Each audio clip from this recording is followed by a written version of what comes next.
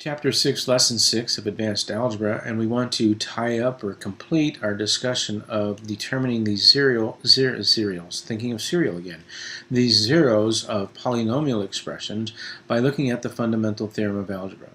Now, we spent the last lesson looking at these higher degree polynomials and determining all of the zeros by making a list of using the rational zeros theorem, using the remainder theorem to find out which ones of those are rational, using synthetic division to get me down to a quadratic, and then using a quadratic method of solving to determine the last two. And those last two being either irrational, which always come in pairs, and imaginaries, which always come in pairs. So we're going to tie all those together, and we're going to use what we call the fundamental theorem of algebra. And the fundamental theorem of algebra is going to be used really just to give us a starting point and also to tell us where we should end up. So it's not a difficult theorem to understand, but it will be a useful tool in that it will allow us to know what kind of answers we should get, and then once we do it, then we can check at the end and see if we actually have what we'd expected. So the fundamental theorem of algebra, in concert with these other theorems that we looked at, will give us a roadmap of where we should go, where we should end up. Then after we've done the synthetic division and the algebra of it, we'll be able to determine if we've done it correctly. So let's look at the fundamental theorem of algebra first. And the fundamental theorem of algebra was discovered or proved by Carl Gauss, and he was thinking about the polynomial expressions and the roots that we calculate.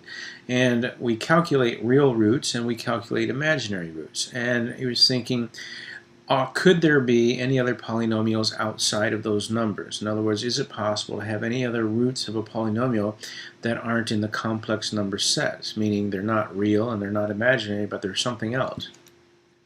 And the fundamental theorem of algebra basically says that no, that all of the polynomial roots are going to be a complex number of some sort. Then we have what we call a corollary, and the corollary is simply something that follows from a theorem, logically speaking.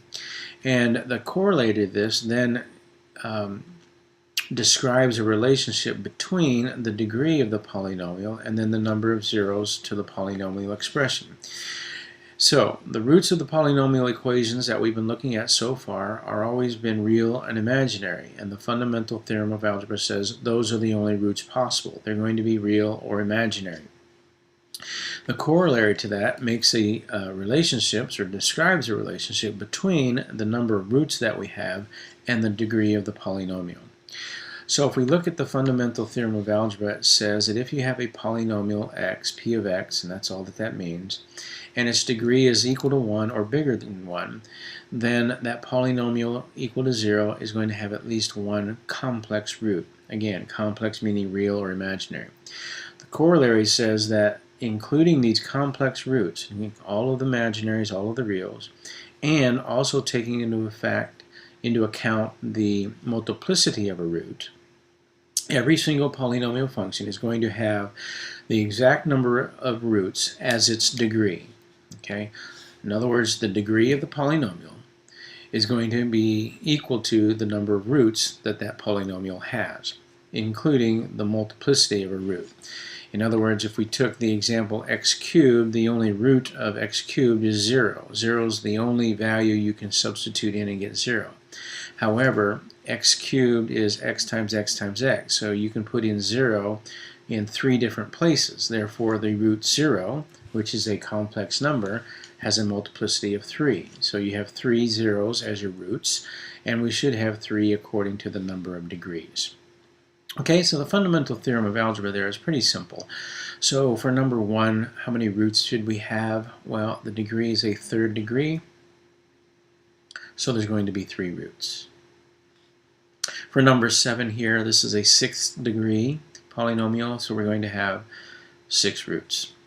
And number 8 here is a 10th degree polynomial, so you're going to have 10 roots. Okay, so that fundamental theorem of algebra is pretty easy. So let's take a look then at how we can get started determining all of the zeros by using the fundamental theorem of algebra. So we'll take a look at this first, and then we'll put it all together and find the zeros of a polynomial. So the first type of problem that we'll want you to be able to do is to take this polynomial expression and to answer 3 questions for us. What is the number of complex roots that this equation will have? How many of those roots are real roots as opposed to imaginary? And then to make a list of the possible rational roots. So the number of complex roots has to do with the fundamental theorem of algebra. The number of real roots and the possible rational roots will go back to something that we've done before. The imaginary root theorem says that the imaginaries have to come in pairs, and the rational root theorem allows us to make the list. So let's go ahead and answer the question to this, then maybe we'll look at an example or two and go from there. So let's answer the first part of this question, how many complex roots are there? Well, by the corollary of the fundamental theorem of algebra, we know that the number of roots is the same as the degree of the polynomial. So this is a third degree polynomial, therefore we're going to have 3 complex roots. Okay, pretty simple answer. Now, how many of these 3 roots then could be real? And here we have to just kind of do a little bit of thinking.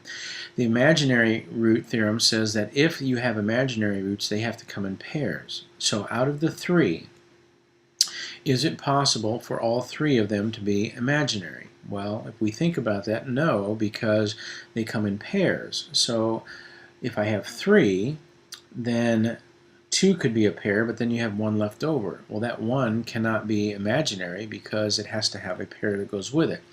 So we could have just 1 of these 3 be real and the other 2 imaginaries. That's possible, 1 real root. Could just 2 of them be real? In other words, could be 2 be real and then the other 1 imaginary? Again, no, that can't be because they have to come in pairs. Well, could all 3 be imaginary? I'm sorry, could all 3 be real? Well, yeah, all 3 could be real because if none are imaginary, that's fine.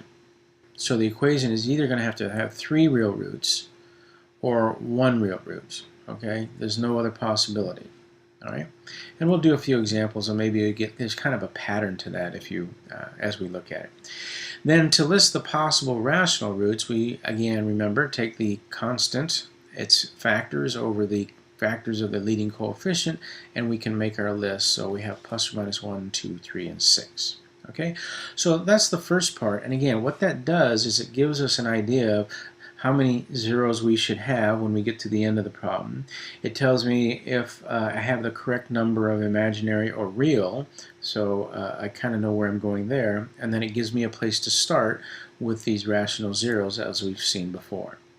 Let's do a few more examples because I think we need to do a few more. So let's answer these 3 questions that we've done before. So let's take the number of complex roots for number 1. Well, this is a third degree polynomial, so we're going to have 3 complex roots, okay, because that's the same number as the degree. Now, out of these 3, how many could be real, all right, or how many could it be imaginary? Now, I like to think of this in terms of starting at 0 and working my way up and asking myself the question, well, could none of these be real? And that means if none are real, then all 3 are imaginary. Well, that's not possible. I can't have 0 real because I have an odd number of roots. So if none of them are real, all 3 cannot be imaginary because they come in pair. Then I say, okay, well, could just 1 be real? Well, 1 could be real. That leaves me 2, and imaginaries come in pair, so that would be okay. Could 2 be real, leaving just 1 to be imaginary? No. Could 3 be real? Yes, all 3 could be real. So I'm either going to have 1 real root with 2 imaginary or 3 real roots with no imaginary. So that's not too bad. And then to list the possible rationals, again, to list the possible rationals, I take the factors of the constant over the factors of the leading coefficient. Both of these are here are 1, so my only possible rational roots are plus or minus 1. So again, by looking at those, we then have an idea of, once we go to determine all the roots, where we should end up. We should end up with either 1 real root and 2 imaginary, or we should end up with 3 real roots and none imaginary. And then if I'm going to have rational roots, it's either going to be positive 1 or negative 1. Okay? So by looking at this and applying this, we get an idea of where we should end up before we start. All right, I'm going to do a few more examples. You can watch a few more and see if you can get them. Let's look at number 2 here, and then we'll find one more challenging. So again, the number of complex roots, the degree matches the number of roots. So in this case, I'm going to have 2 complex roots. How many of them could be real? Well, again, if none are real, that means 2 are imaginary. Is that possible? Yeah, so that's possible. If 1 is real, I have 1 to be imaginary. Can't have that. If 2 are real, I have no imaginary, so that's okay. So I'm either going to have none of them be real or both of them be real. And then my possible, again, I'll take my factors of my constant over my factors of my leading coefficient. So my constants is 1 and 7, and my leading coefficient is 1 and 3. So I'm either going to have plus or minus 1, plus or minus 1/3, plus or minus 7, or plus or minus 7/3. So if I have rational roots, they're going to come from this list of numbers. Okay, so we can answer a question that way. All right, I'm going to take a look at a higher degree one and see if we can't do that. Let's take a look at number 5 here. So how many complex roots are there? Well, it matches the degree, so I'm going to have 7 possible complex roots. Let me get that answer off of there.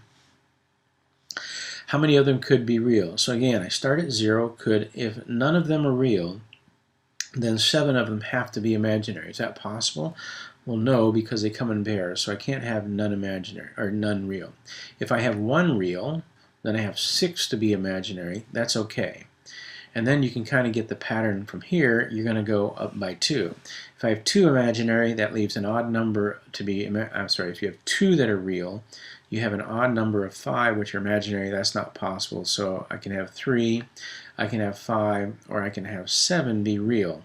Again, because if I take 3, that leaves me an even number left to be imaginary, and that's okay. The possible numbers then, again, are my factors of my constant over my factors of my leading coefficient. Here, a leading coefficient of 1. So just the factors of my constant are going to be the possible rational zeros. Okay, so 7, 1, 3, 5, or 7. I'm going to do one more, and then we'll wrap this up. I'm going to look at number 10 here, I think.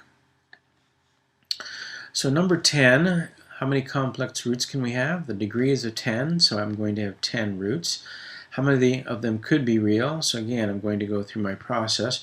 If none of them are real, that leaves 10 to be imaginary. Is that possible? Yes, because 10 is divisible by 2. They come in pair, so I can have 0 real and then the rest be imaginary. And then again, we're just going to go up by 2s, because anytime I leave an even number of zeros left to be imaginary, that's okay. So if 2 are real, 8 are imaginary, that's okay. 4 are real, 6 imaginary, okay. 6 real, 4 imaginary, okay. 8 real, 2 imaginary, okay. All 10 of them real, none of them imaginary, that's okay. So this will be my possible number of real roots. And then my rational roots, again, my list are my factors of my leading, my constant over my leading coefficient, both of which are 1. So the only possible rational zeros are going to be 1 and -1. Which means if these happen to be both 0, leaving me 2, that means I'm going to have 6 imaginaries, but just something to look at. Okay? All right, so I hope you can see how applying the fundamental theorem of algebra along with the imaginary root theorem and the rational root theorem gives us a place to start. So if we're determining all of the zeros, we kind of have an idea of where we can start working with the possible rationals, where we should end up as far as how many should be real and how many should be imaginary when we get to the end. And yeah, so that should be very helpful getting us to where we want to go.